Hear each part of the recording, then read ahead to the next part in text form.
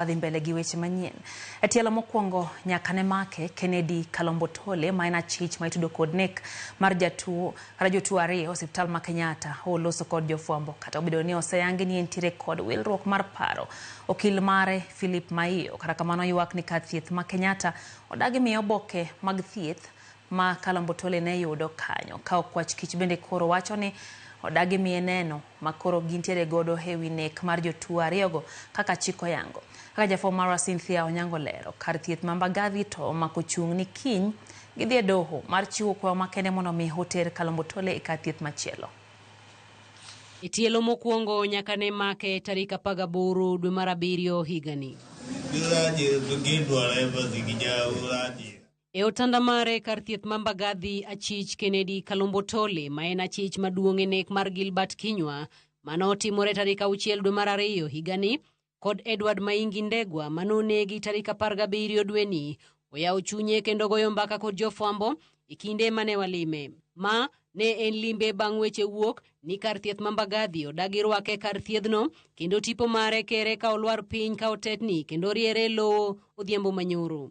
Jatatije mar osiptal ma Mbagathi Alex Irungu e kinde twak ma achiel kachiel owacho ni gie sani Kalombotole orwake ward mar jotuo mohingore kendo dhi maber kata kamano dwaro margi en ni ter Kalombotole kar thieth ma Mathare ni mar ward magi opong' kendo lipot mar laktar makanyo bende lero ni Kalombotole en jatuo madwaro thieth moyiedhi mar obwongo.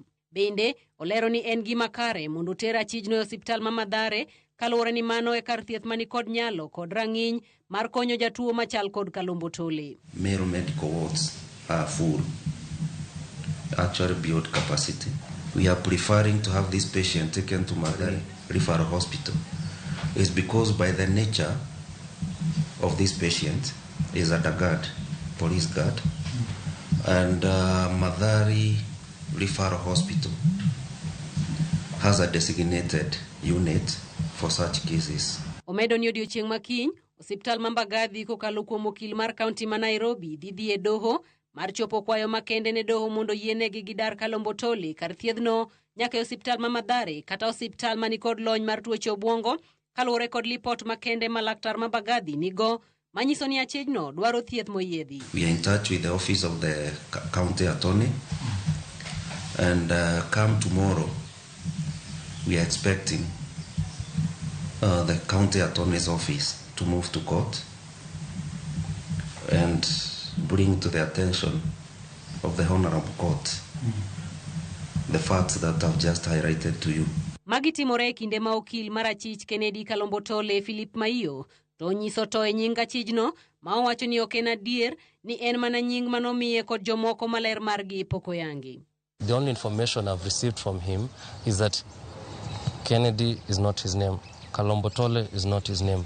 These are names that were given to him by other entities under unclear circumstances. Maiyo bende onyiso osiptal ma Kenyatta mondo bed jo adieri ewi nonro mar Kalombotole kendo biwo seyo ne kar thiedhno ma owacho ni odagi miyo gi oboke manyiso thieth mar Kalombotole kar thiedhno chakre higa mar 2022 nyaka chop meko mare. Owacho ni kata mano okwach kich bende osiko mana karunde kinde ma odwaro neno ma ogen pedhe doho e kinde winjo burano kanyaka sani. Kata lipot mar bero mar ringre Edward Maingi poko miye gima owacho ni en ratiro mare mar bet go kaka okil ma ochung' ne achich. We want Kenyatta National Hospital to come clean. We're not seeing a lot of good faith from the hospital. Denying us access to documents is not acting in good faith. We're not seeing a lot of good faith from the investigating agencies. They have refused to cooperate with us in any way whatsoever. They will only talk to the DCI. They wouldn't even give us a copy of the postmortem report. They said that we should get it from the DCI. The DCI in turn refused to give it to us. They said it's not yet time. E kinde ma Kennedy Kalombotole dhi nyime kod yudo thieth e osiptal maduong' ma Mbagathi kendo ngima mare neno makare, wenge duto koro chimo doho ma igeno mondo chiw chik ni en kanye ma onego bed ni tere mondo yud thieth makare ma jolony wacho ni ema onego yudi. Cynthia Onyango, Ramogi TV, e osiptal ma Mbagathi.